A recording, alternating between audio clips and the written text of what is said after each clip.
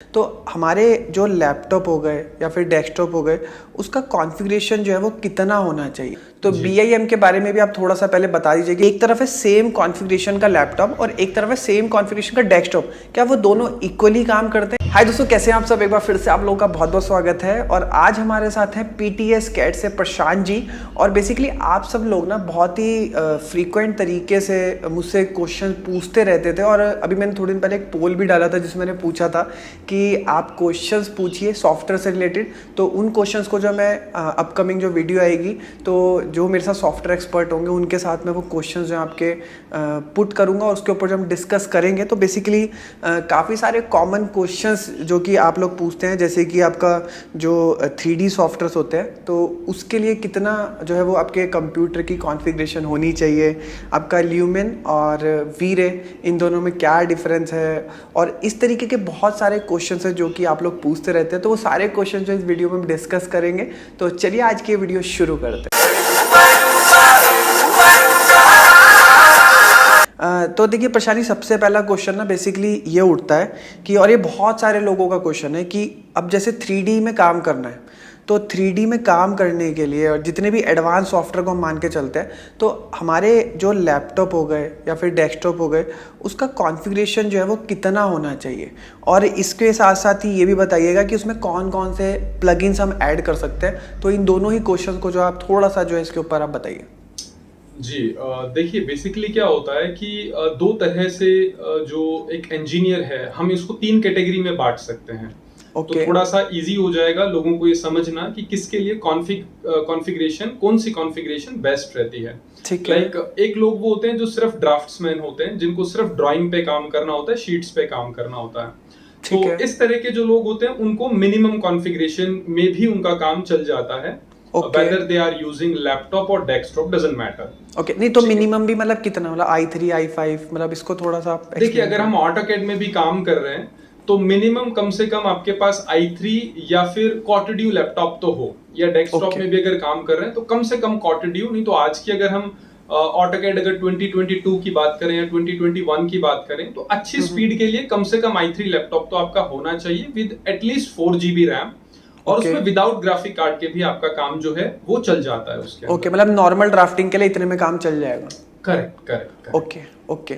जी, उसमें फिर जैसे हम आगे बढ़ते हैं तो इंटीरियर डिजाइनर्स आते हैं और इनको सबसे ज्यादा हैवी कॉन्फ़िगरेशन की जरूरत पड़ती है। जो ओके। बीआईएम के ऊपर काम करते हैं, बिल्डिंग इंफॉर्मेशन मॉडलिंग के ऊपर जो आर्किटेक्ट्स होते हैं बेसिकली, उनको थोड़ी बेहतर कॉन्फ़िगरेशन की जरूरत पड़ती है। और ओके। तीसरा जो लोग प्लगइन या फिर एनिमेशन में काम करते हैं उनको सबसे हैवी जो गेमिंग लैपटॉप्स होते हैं उनको उस पे काम करना होता है। ओके, तो अभी तो प्रशांत, मैं आपको सॉरी, मैं आपको बीच में रोक रहा हूँ। बेसिकली अभी आपने एक टर्म यूज करी बीआईएम, तो जी बीआईएम के बारे में भी आप थोड़ा सा पहले बता दीजिए कि स्टार्टिंग से पता रहे यूजर्स को कि बीआईएम क्या होता है, ताकि वो कंफ्यूज ना हो स्टार्टिंग में। जी, देखिए बीआईएम क्या होता है, ये होता है बिल्डिंग इंफॉर्मेशन मॉडलिंग। ओके। जो कोई भी स्ट्रक्चर या कोई भी बिल्डिंग जब हम बनाते हैं तो कॉर्पोरेट्स के अंदर क्या होता है कि आपको एक बिल्डिंग की सभी डिटेल्स के ऊपर काम करना होता है, अलग अलग एस्पेक्ट के ऊपर काम करना होता है। आपको ओके। उसके इलेक्ट्रिकल प्लम्बिंग और जो उसकी स्ट्रक्चरल डिटेल्स है, आर्किटेक्चरल डिटेल्स है, सबके ऊपर आपको डिजाइन के अंदर भी काम करना होता है, और डिफरेंट डिफरेंट जो एस्पेक्ट हैं उसके, जो वेदर के कंडीशंस हैं उसके ऊपर भी, और जो स्ट्रक्चरल एनालिसिस की जो कंडीशंस होती हैं उनके ऊपर भी। तो पूरा पूरा you can say complete information उसके अंदर आ गया। So that term we can use BIM. Okay, अच्छा, तभी से इसका पूरा नाम है बिल्डिंग इंफॉर्मेशन मॉडलिंग, मतलब पूरी राइट, बिल्डिंग की इंफॉर्मेशन आपको मिल जाती है। Correct correct correct. तो इसका बेसिकली बेनिफिट अगर हम बात करें तो इसका बेनिफिट के बारे में। जी देखिए क्या होता है कि एक तो जनरल वे में आप कोई भी डिजाइन करते हैं, जैसे इन जनरल हम कोई भी 2 स्टोरी 3 स्टोरी या G+3 तक अगर बिल्डिंग्स बना रहे हैं, ठीक है, तो वहां पे जो आपकी एक सबमिशन ड्राइंग या वर्किंग ड्राइंग होती है उसके अकॉर्डिंग हमारा एक स्टैंडर्ड वर्क चलता है। लेकिन ओके। जब आप बड़े बड़े मॉल्स देखेंगे, स्काई स्कैपर्स देखेंगे, मल्टी स्टोरी बिल्डिंग्स देखेंगे, तो वहां पे आपको उनकी सभी डिटेल्स के ऊपर काम करना होता है। आपको हर एक चीज के सेपरेट सेपरेट एनालिसिस करने होते हैं, अलग अलग वेदर कंडीशन के अकॉर्डिंग उनकी रिपोर्ट्स बनानी होती हैं। तो वो जो चीज है वो इवन आप छोटे से छोटे एस्पेक्ट में भी चले जाएंगे, लाइक इलेक्ट्रिकल एस्पेक्ट में हम चले गए तो अब आपको पूरे मैकेनिज्म का जो एक इलेक्ट्रिकल सॉल्यूशन हो सकता है उस पूरी बिल्डिंग का, वो आपको बनने से पहले ही उस पूरे ड्राइंग के अंदर दिखाना पड़ेगा। प्लम्बिंग की हम बात करें तो बिल्डिंग अभी बनी नहीं है, लेकिन सॉफ्टवेयर के अंदर ही हम बता देंगे कि किस तरह से कितने नंबर ऑफ फ्लोर्स होंगे, किस तरह से फ्लो होगा, मेन पाइप का जो डायमीटर है वो कितना होगा, वहां से कितना डिस्ट्रीब्यूशन होगा, हॉट वाटर कोल्ड वाटर का सेपरेशन कैसा होगा, सो एवरीथिंग, उसमें सारी चीजें जितनी भी हैं वो कंप्लीट सॉल्यूशन हम प्रोवाइड करते हैं बीआईएम के अंदर। ओके ओके तो प्रशांत जी, इसमें अभी हमारा जो क्वेश्चन था वो थोड़ा सा इनकम्प्लीट रह गया था कि जैसे हमने ड्राफ्टिंग वाले जो ड्राफ्टिंग के लिए जो काम करते हैं उनके कंप्यूटर के लिए तो हमने कॉन्फ़िगरेशन में बात कर ली, लेकिन इंटीरियर डिजाइनर्स और जो बहुत ही एनिमेशन पे जो बहुत ही हाई फाई डिजाइनिंग या फिर बहुत ही हाई रेंडरिंग वाले वर्क के लिए जो है काम करते हैं, तो उन दोनों के लिए क्या कॉन्फ़िगरेशन रहना चाहिए, इसके ऊपर आप थोड़ा सा बताइए।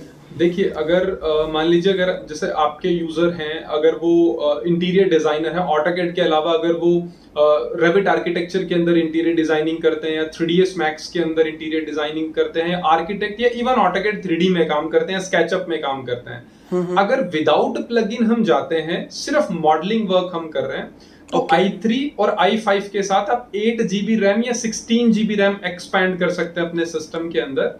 तो उससे जो स्पीड है, जो प्रोसेसिंग है, जो डाटा ट्रांसफर है, वो बहुत हद तक कॉम्पिटेबल हो जाता है और बिना लैग की आपका सिस्टम बहुत स्मूथली वर्क करता है।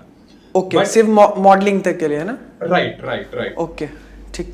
लेकिन जैसे ही आप उसके अंदर प्लगइन्स में काम करना शुरू करते हैं, तो उसमें जो इंफॉर्मेशन का जो जो रिफाइनिंग है, जो इंफॉर्मेशन है, वो बहुत ज्यादा डिटेल में चली जाती है, लाखों में फाइल्स चली जाती हैं जो रिफाइन होती है बैकग्राउंड के अंदर। तो उसके लिए आपका प्रोसेसर भी हैवी होना चाहिए, आपके पास रैम भी ज्यादा होनी चाहिए और आपके पास ग्राफिक कार्ड भी होना चाहिए। जैसे हम एक एग्जांपल लेते हैं, मान लीजिए रेविट आर्किटेक्चर में आप वीरे के साथ काम कर रहे हैं, तो ये कहीं ना कहीं एक स्टैंडर्ड कॉम्पिटेबिलिटी है दोनों प्लगइन्स और सॉफ्टवेयर के बीच में। तो आप i5 या i3 लैपटॉप में 8 to 16 GB रैम के साथ 2 GB ग्राफिक कार्ड सफिशिएंट है, इतना। ओके, ठीक है। लेकिन अगर हम यहाँ से 3ds मैक्स में चले जाते हैं और उसमें वीरे या फिर रेविट के अंदर हम चले जाते हैं, मान लीजिए एनस्केप के अंदर, या फिर हम लूमियन में चले जाते हैं, जो लूमियन एक प्रोग्राम है जिसके अंदर हम पूरा वॉक थ्रू या इस तरह के मूवी मेकिंग का वर्क करते हैं, वहां पे आप 4K के अंदर भी वीडियोस बना सकते हैं, वॉक थ्रू 4K के अंदर भी डिजाइन कर सकते हैं। ओके, तो वो करने के लिए कम से कम आपके पास तो जो प्रोसेसर है, या तो वो i9 हो या Ryzen 7 हो कम से कम, और रैम कम से कम 64 GB to 128 GB तक आपके पास रैम होनी चाहिए मिनिमम, ठीक है। और उसके अलावा 6 to 8 GB आपके पास ग्राफिक कार्ड होना चाहिए, तभी आप वो एक्यूरेट रिजल्ट निकाल सकते हैं, वो एप्रोप्रिएट रिजल्ट निकाल सकते हैं जिसके लिए वो सॉफ्टवेयर एक्चुअली इस्तेमाल होते हैं। मैं बेसिक रिजल्ट्स की बात नहीं कर रहा, हाई एंड रिजल्ट्स आप तभी निकाल सकते हैं जब आप ये कॉन्फ़िगरेशन, एटलीस्ट इतनी कॉन्फ़िगरेशन आप यूज करते हैं। शिवम, ओके, तो अच्छा, बेसिकली प्रशांत जी मेरा एक क्वेश्चन और है। बेसिकली मेरे को भी जो है इसमें थोड़ा सा जो है मेरे को आपसे पूछना था कि जैसे एक बंदा है जिसने सिर्फ रेंडर्स निकालने हैं, सिर्फ जो है आपको 3D रेंडर्स निकालने हैं, और दूसरी तरफ एक है कि उसको 3D रेंडर्स तो निकालने लेकिन उसके साथ साथ जो वीडियोस के जो रेंडर होते हैं ना, तो वो भी करने हैं। अब क्या उन दोनों के लिए सेम कॉन्फ़िगरेशन का जो डेस्कटॉप है, लैपटॉप काम करेगा, या फिर जिसको एनिमेशन का जो काम करना है उसके लिए उसको और ज्यादा हाइप पे जाना पड़ेगा? डेफिनेटली, अगर आपको एनिमेशन पे जाना है तो आपको नंबर ऑफ रेंडरिंग्स चाहिए। जैसे आपके बहुत सारे यूजर्स फैमिलियर होंगे कि जो हम एनिमेशन करते हैं तो उसमें फ्रेम पर सेकंड का एक कॉन्सेप्ट होता है। तो फ्रेम पर सेकंड जितनी ज्यादा फ्रेम आपकी होंगी, जो एनिमेशन है, एक्चुअली एनिमेशन क्या है, जैसे मान लीजिए आप 1 मिनट का कोई भी वीडियो एनिमेट करते हैं, कोई एक वीडियो बनाते हैं 1 मिनट का, तो उसमें उसका फ्रेम रेट क्या है, पर सेकंड आप कितनी फ्रेम रन कर रहे हैं, या 1 सेकंड में 5 फ्रेम या 5 सेकंड में आप 1 फ्रेम रन कर रहे हैं, तो वो एक्चुअली फ्रेम रेट ही है। तो उसमें जितनी नंबर ऑफ फ्रेम्स होंगी उसी का कलेक्शन आपका वीडियो बनेगा। तो अगर आप एक रेंडरिंग कर रहे हैं तो डेफिनेटली कम कॉन्फ़िगरेशन में भी आपका काम चल जाएगा। लेकिन अगर आप ज्यादा एनिमेशन अगर आपको बनाना है तो डेफिनेटली आपको नंबर ऑफ फ्रेम्स बढ़ानी पड़ेंगी। 1 मिनट का अगर आप वीडियो बना रहे हैं तो एटलीस्ट मान के चलिए आपको 100 से 200 फ्रेम्स रेंडर करनी पड़ेंगी। तो उसके लिए आपकी मशीन पे बहुत ज्यादा लोड पड़ जाता है।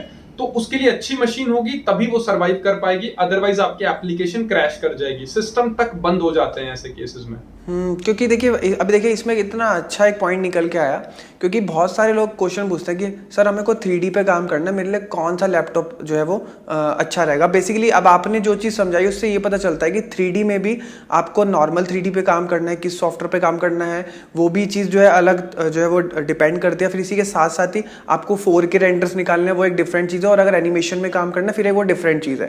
तो इस हिसाब से जो है आपका जो कॉन्फ़िगरेशन है वो वेरी कर सकता है। जी ओके अच्छा देखिए इसमें एक और बहुत ही मेन क्वेश्चन है जो आई थिंक मुझे लगता है कि बहुत सारे स्टूडेंट का या फिर बहुत सारे लोगों को कंफ्यूजन रहता है कि अगर वो 3D में काम करते हैं तो क्या एक तरफ है सेम कॉन्फ़िगरेशन का लैपटॉप और एक तरफ है सेम कॉन्फ़िगरेशन का डेस्कटॉप, क्या वो दोनों इक्वली काम करते हैं या फिर इसमें डेस्कटॉप ज़्यादा बढ़िया काम करता है? तो इसके बारे में थोड़ा सा बताइए आप। Definitely desktop will win. Okay हाँ जी, इसमें डेस्कटॉप की परफॉर्मेंस लैपटॉप के कंपैरिजन में काफी अच्छी होती है अगर हम नेक टू नेक दोनों को मिला दें प्राइस के कंपैरिजन में। ओके तो मशीन जो डेस्कटॉप मशीन होती है वो काफी सस्ती पड़ती है, कम प्राइस में भी आपको अच्छी स्पीड मिल जाएगी। लेकिन लैपटॉप के बेनिफिट्स अलग हैं, आप उसे कैरी कर सकते हैं, आप कहीं पे भी उसे ले जा सकते हैं, ये उसका बेनिफिट है। लेकिन कहीं ना कहीं स्पीड के मामले में फिर आपको कॉम्प्रोमाइज करना पड़ेगा, लेकिन आप ज्यादा पे करके आप वो स्पीड बाय कर सकते हैं। और जहां तक हम बात करते हैं एज की भी, तो डेस्कटॉप की एज कंपैरिजन टू लैपटॉप बहुत ज्यादा होती है। ओके जी, तो मतलब कहने का मतलब है कि अगर आपको वर्किंग करनी है बहुत ही अच्छे तरीके से तो आप डेस्कटॉप ले सकते हैं, और अगर आपका प्रोफेशनल हैं जी, अगर आप प्रोफेशनल हैं तो लैपटॉप से आपका काम नहीं चलेगा, उस केस में आपको डेस्कटॉप पे ही काम करना पड़ेगा। अगर आप अच्छा एनिमेशन, रिजल्ट्स, वॉक थ्रू या डिटेल इंटीरियर डिजाइनिंग पे आप काम करते हैं तो डेस्कटॉप ज्यादा प्रिफरेबल है। आप बड़े बड़े यूट्यूबर्स को देखेंगे जो इस फील्ड में हैं, बड़े बड़े प्रोफेशनल्स को देखेंगे, मूवी मेकर्स को देखेंगे, तो they all are working on desktop. तो अच्छा इसमें मेरा अगला क्वेश्चन आपसे ये है कि ऑटोकैड की क्या इम्पोर्टेंस है, इसके बारे में आप बताइए थोड़ा सा। जी देखिए, अगर कोई भी सिविल इंजीनियर है, इंटीरियर डिजाइनर है, ग्राफिक डिजाइनर है, या मान लीजिए कोई ड्राफ्ट्समैन है, तो सबसे पहला काम या सबसे पहला स्टेप जो उनके लिए होता है, जो इस फील्ड में आगे बढ़ना चाहते हैं, उनके लिए ड्राइंग रीडिंग सबसे पहला स्टेप है। ओके और ड्राइंग रीडिंग जब उनको आ जाती है, उसके बाद जो सेकंड स्टेप होता है वो होता है how to make that drawing into software. तो सॉफ्टवेयर के लिहाज से जब आप देखेंगे चीजों को, तो अगर हम स्टूडेंट के लिहाज से देखें तो सॉफ्टवेयर मार्केट में बहुत सारे हैं जो ड्राफ्टिंग के अंदर काम करते हैं। लेकिन बच्चे के लिए जो कॉलेज में पढ़ रहा है अभी या पास आउट है, उसके लिए सबसे इंपॉर्टेंट एस्पेक्ट होता है जॉब। वो चाहता है कि जैसे ही वो अपनी ग्रेजुएशन या बीटेक या डिप्लोमा कंप्लीट करे तो उसको पास होते ही वहां पे उसको जॉब मिल जाए। तो जो कंपनीज ड्राफ्टिंग में सबसे ज्यादा सॉफ्टवेयर इस्तेमाल करती हैं वो ऑटोकैड इस्तेमाल करती हैं। तो जॉब के पॉइंट ऑफ व्यू से भी और फीचर्स के पॉइंट ऑफ व्यू से भी ऑटोकैड में मोर देन 6000 फीचर्स आपको मिलते हैं, जिसमें डजंट मैटर कि आप किस फील्ड से हैं। अगर कोई इलेक्ट्रिकल इंजीनियर है तो उसके लिए भी ऑटोकैड का अलग एस्पेक्ट है, अगर कोई सिविल इंजीनियर है तो उसके लिए भी ऑटोकैड का अलग एस्पेक्ट है, कोई आर्किटेक्चर इंजीनियर है तो उसके लिए आर्किटेक्चर के लिए ऑटोकैड आर्किटेक्चर है। मतलब ऑटोकैड लगभग आपको हर वैरायटी के अंदर ऑप्शन प्रोवाइड करता है, हर फील्ड के अंदर ऑप्शन प्रोवाइड करता है। ओके अच्छा, तो इसमें प्रशांत जी मेरा नेक्स्ट क्वेश्चन आपसे ये कि देखिए ऑटोकैड के अंदर भी जो है 3D है ना, जो हम जिसमें वर्क करते हैं, और एक है एडवांस 3D सॉफ्टवेयर्स हो गए, जैसे कि आपका 3ds Max हो गया, फिर इसी के साथ ही आपका स्केचअप हो गया। तो अब देखिए अब इसमें जो भी स्टूडेंट है अब वो कंफ्यूज हो जाता है कि क्या ऑटोकैड 3D से काम चल जाएगा। तो इसके बारे में बताइए कि ऑटोकैड 3D वर्सेस अगर हम बात करें जो अदर्स जो आपके जो 3D एडवांस सॉफ्टवेयर है उससे अगर हम कंपेयर करें तो। जी देखिए, अगर हम कंपैरिजन करते हैं ऑटोकैड 3D का एडवांस 3D सॉफ्टवेयर से, तो सबसे पहला जो एक स्टेप आता है इसमें वो ये आता है कि ऑटोकैड 3D में जब आप हैवी वर्क करना शुरू करते हैं, मॉडलिंग करना शुरू करते हैं, I am not talking about the basic modelling, जब आप बड़े प्रोजेक्ट पे काम करते हैं, मान लीजिए कोई पूरी बिल्डिंग का आप डिजाइन बना रहे हैं या उसके अंदर मैक्सिमम कंपोनेंट या मटेरियल इस्तेमाल कर रहे हैं, तो मोस्ट ऑफ द यूजर जो ऑटोकैड में 3D वर्क करते हैं उन्हें पता है कि सॉफ्टवेयर लैग करने लग जाता है, क्योंकि ऑटोकैड जो है वो बना ही ड्राफ्टिंग के लिए है। डिजाइन सिर्फ उसमें एक एस्पेक्ट है, ओनली फॉर प्रैक्टिस। आप समझ सकते हैं कि डिजाइन कैसे बिहेव करता है, उसके लिए ऑटोकैड 3D है। बट अगर आप हाई एंड रिजल्ट्स चाहते हैं, मॉडलिंग, लैंडस्केप, आर्किटेक्चरल रिजल्ट आप बनाना चाहते हैं, interior designing, lighting effect, material या डिफरेंट डिफरेंट एस्पेक्ट पे आप काम करना चाहते हैं, तो definitely you have to move on advance softwares, advance 3D। Okay okay, तो अभी एडवांस सॉफ्टवेयर के बारे में भी अभी हम आपसे पूछेंगे, लेकिन उससे पहले हम पूछते हैं कि जैसे वैसे तो हमने बीम के बारे में बात कर लिया है, लेकिन फ्यूचर अगर देखा जाए इंडिया में, तो बीम का क्या सॉफ्टवेयर है, इंडस्ट्रीज जो है वो बीम को किस नज़र से देखती है, इसके बारे में आप थोड़ा सा बताइए। जी देखिए, इंडिया के अंदर, इंडिया भी एक इन टर्म्स ऑफ इंफ्रास्ट्रक्चर अगर हम देखें तो एक डेवलपिंग कंट्री है। बिल्कुल। फ्यूचर में बहुत कुछ डेवलप होना इंडिया में अभी बाकी है। जैसे अगर हम एक दुबई का एग्जांपल लेते हैं, आज से 30 साल पहले दुबई हमारे शायद पुराने दिल्ली जैसा था, है ना, या उससे भी आप कह सकते हैं उससे भी बैकवर्ड था। अगर 1970 के आसपास के आप पिक्चर्स देखेंगे तो हमारे कोई रेगिस्तान का जैसा कोई गांव होता है, उस तरह से दुबई की एक लैंडस्केपिंग थी, जो 1970 तो आज से लगा सकते हैं 50 साल पहले, है ना। लेकिन ओवर द टाइम उन्होंने टेक्नोलॉजी को अडॉप्ट किया, वहां पे बहुत सारे ऐसे रीजन रहे। तो आज आप दुबई को देखेंगे तो जस्ट बिकॉज ऑफ टेक्नोलॉजी आज दुबई कहां से कहां पहुंच गया है ना। वहां टूरिज्म भी है, वहां पे टेक्नोलॉजी भी है, बड़ी बड़ी कंपनीज के वहां पे ऑफिसेज हैं, हेडक्वार्टर्स हैं, और वो एक बहुत रेपुटेड एक सिटी बन गई है, या कह सकते हैं अपने आप में एक रेपुटेड कॉन्टिनेंट बन गया है वहां पे। लेकिन वहीं पे अगर हम बीआईएम की इंडिया में स्कोप की बात करें तो बहुत सारा काम जो है वो अभी होना बाकी है इंडिया में। और जैसे जैसे आप ग्रोथ देखेंगे, जैसे हमारे प्रधानमंत्री जी हैं, उन्होंने भी एक इनिशिएटिव लिया था। अब उस पे कितना ओवर द टाइम वर्क होता है, time will tell us, let's see क्या होता है। बट जैसे जैसे ग्रोथ होगी, आप देखेंगे आज से 15 साल पहले, 20 साल पहले ऑटोकैड के बारे में भी लोगों को अवेयरनेस नहीं थी। लेकिन आज अगर आप देखेंगे तो मतलब कितना एडवांस सॉफ्टवेयर तक हम मूव कर चुके हैं। हम ब्लेंडर्स पे भी काम करते हैं, लुमियन पे भी काम करते हैं, रेविट पे भी काम करते हैं, मैक्स पे भी काम करते हैं। तो ये ग्रोइंग मार्केट है और ओवर द टाइम ये आगे आगे और ज्यादा ग्रो करेगा। जैसे एक छोटा सा एग्जांपल मैं आपको गेम का देता हूँ। 2000 अगर आप देखेंगे तो एक गेम जो आता था वो स्नेक का गेम आता था, जो कि ब्लैक एंड व्हाइट होता था, है ना, जो हम नोकिया के मोबाइल के अंदर खेलते थे। और आज अगर आप गेम देखेंगे तो कहीं ना कहीं वो रियलिटी से भी ज्यादा रियल है। तो वो पॉसिबल हो पाया जस्ट बिकॉज ऑफ टेक्नोलॉजी। और यही चीज आप सॉफ्टवेयर में देखेंगे हमारे आर्किटेक्चरल और स्ट्रक्चरल इंडस्ट्री के अंदर, कि ओवर द टाइम जो रियल स्ट्रक्चर है उससे कहीं ज्यादा रियल आप सॉफ्टवेयर में उस चीज को देख पाएंगे।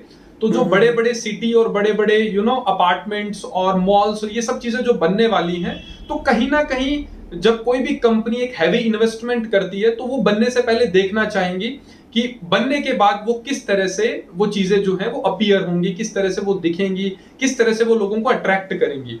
तो इनका स्कोप आगे आगे बढ़ने वाला है, बहुत ज्यादा बढ़ने वाला है। तो जो लोगों ने मान लीजिए नियर 2000 जिन्होंने ऑटोकैड और इस तरह की चीजें स्किल्स को सीखा, तो वो आगे आगे आने वाले समय में ऑटोमेटिकली अपनी लाइन में बहुत ऊपर चले गए, हायर प्रोफेशन पे चले गए। तो जो लोग आज खुद को सॉफ्टवेयर पे अपग्रेड करेंगे, डेफिनेटली इन फ्यूचर उनको उस चीज का बेनिफिट मिलेगा। ओके और बेसिकली इसमें क्या है ना, देखिए बीम की बात चल रही है तो दो सॉफ्टवेयर जो हैं बीम के, आपका एक तो रेविट हो गया और एक हो गया आपका आर्कीकैड। तो इससे इन दोनों सॉफ्टवेयर्स के बारे में थोड़ा सा बताइए। आई थिंक रेविट तो बहुत लोगों ने सुना हुआ होगा, लेकिन आर्कीकैड के बारे में जो इतना नहीं सुना हुआ, तो इन दोनों के बारे में बता के इन दोनों में क्या डिफरेंस है, तो वो भी आप जो इसके बारे में थोड़ा सा बताइए। देखिए, आर्कीकैड और रेविट आर्किटेक्चर दोनों ही बीआईएम प्रोडक्ट हैं, बीआईएम सॉल्यूशन में डील करते हैं। और रेविट के पॉपुलर होने से पहले मार्केट में जो सबसे ज्यादा डोमिनेशन था वो आर्कीकैड का ही था। ओके ठीक है, बट कहीं ना कहीं रेविट आर्किटेक्चर ने वो सॉल्यूशन प्रोवाइड किए अपने यूजर्स को, मार्केट को, जिससे कहीं ना कहीं उसने जो यूजर्स थे, आर्कीकैड के जो यूजर्स थे और जो बढ़ती हुई मार्केट थी, उसमें रेविट आर्किटेक्चर ने एक बहुत बड़ा, या मैं आर्किटेक्चर नहीं कहूंगा, रेविट, तो रेविट अपने आप में is a combination of architecture, structure और एमईपी। ओके और उसके अलावा भी रेविट के अंदर आपको बहुत सारे प्लगइन्स का ऐसा सपोर्ट मिल जाता है जिसको असाइन करने के बाद वो अपने आप में एक मास्टर प्रोग्राम बन जाता है। ठीक है, तो इन टर्म्स ऑफ यूजर अगर आप देखेंगे तो भी रेविट की डिमांड लगातार बढ़ रही है मार्केट के अंदर। इन टर्म्स ऑफ सॉल्यूशन देखेंगे तो हर तरह का आप सॉल्यूशन वहां पे डिजाइन कर सकते हैं। अगर आप इंटीरियर डिजाइनिंग करना चाहते हैं, you can design with the help of plugins, you can render much better comparison to Revit rendering. आप कुछ प्लगइन्स असाइन करेंगे और बहुत अच्छी रेंडरिंग, मतलब जो कहीं ना कहीं मैक्स की रेंडरिंग को भी या माया सॉफ्टवेयर की रेंडरिंग को भी कॉम्पीट करती है, उस लेवल की रेंडरिंग आप रेविट आर्किटेक्चर के अंदर इंटीरियर से मतलब इंटीरियर की रेंडरिंग निकाल पाएंगे with the help of plugin. अगर आप टनल डिजाइनिंग कर रहे हैं या ब्रिजेस डिजाइनिंग कर रहे हैं या कोई बड़ी सिटी डिजाइन कर रहे हैं, तो उसके भी उसमें एनालिसिस के भी ऑप्शन अवेलेबल हैं, स्ट्रक्चर के ऑप्शंस अवेलेबल हैं। तो ऑल एंड ऑल ये अपने आप में एक सॉल्यूशन प्रोवाइड करता है। बट इसमें हम ये नहीं कहेंगे कि आर्किकैड कहीं ना कहीं बहुत ज्यादा उसमें कम फीचर्स हैं। अगर आप लेटेस्ट वर्जन आर्किकैड का देखेंगे तो उसको भी बहुत ज्यादा स्मूथली बना दिया गया है। अभी जैसे आप अगर आप स्केचअप का लेटेस्ट वर्जन 2021 देखेंगे या ऑटोकैड का 2022 देखेंगे तो कहीं ना कहीं वर्क उनका बहुत स्मूथ हो गया है अभी, है ना। इंटीग्रेटेड फीचर्स उसके अंदर आ गए हैं। तो सेम चीज आपका आर्किकैड में है, बहुत सारे नए फीचर्स उसमें इंटीग्रेटेड हैं और बहुत स्मूथ वर्क है अभी उसके अंदर अगर आप देखेंगे। बट अगर हम यूजर्स की बात करें तो रेविट आर्किटेक्चर बहुत आगे है इन कंपैरिजन टू आर्किकैड। तो अगर कोई नया स्टूडेंट है या प्रोफेशनल है, वो अपनी कंपनी की तरफ देखता है तो उसे दिखता है वहां पे कि रेविट आर्किटेक्चर या रेविट इस्तेमाल हो रहा है, तो डेफिनेटली वो रेविट सीखेगा। तो इस वजह से रेविट की डिमांड जो है ओवर द टाइम वो काफी बढ़ चुकी है अभी। क्योंकि अभी ये है ना कि अगर स्टार्टिंग की मान लिया उनके सीनियर्स हैं, उन्होंने भी जो है मान लिया रेविट ही सीख लिया, वो उनसे भी अगर जाके अगर पूछते हैं तो वो भी उनको जो है वो रेविट ही सीखने की सलाह देते हैं। राइट। ओके तो इसमें जी मेरा नेक्स्ट क्वेश्चन आपसे ये है, जैसे कि बात करते हैं मॉडलिंग की, तो देखिए मॉडलिंग की बात करते हैं तो 3 सॉफ्टवेयर हैं जो कि काफ़ी ज़्यादा पॉपुलर है, आपका रेविट, स्केचअप और 3ds मैक्स। तो सिर्फ और सिर्फ अगर मॉडलिंग के बारे में बात करें तो इन तीनों सॉफ्टवेयर्स के बारे में हम कंपेयर करते हैं कि इन तीनों के बारे में कि किसके क्या प्लस क्या माइनस है और कौन सा बेस्ट है बेसिकली तीनों में से मॉडलिंग के मामले में। जी अगर हम स्केचअप को, 3ds मैक्स को और रेविट आर्किटेक्चर, एम आई राइट? हाँ, इन 3 सॉफ्टवेयर को अगर हम कंपेयर करते हैं सिर्फ मॉडलिंग के पैमाने पे, तो नंबर 1 टैली रहेगी 3ds Max, number 2 SketchUp and number 3 Revit architecture, अगर हम सिर्फ मॉडलिंग की बात करें। ठीक है, because 3ds Max will allow you to make more complicated interior, more complicated modeling and more complicated structure. Okay. कितना भी complicated आप डिजाइन बना रहे हैं, 3ds Max will allow you to make it.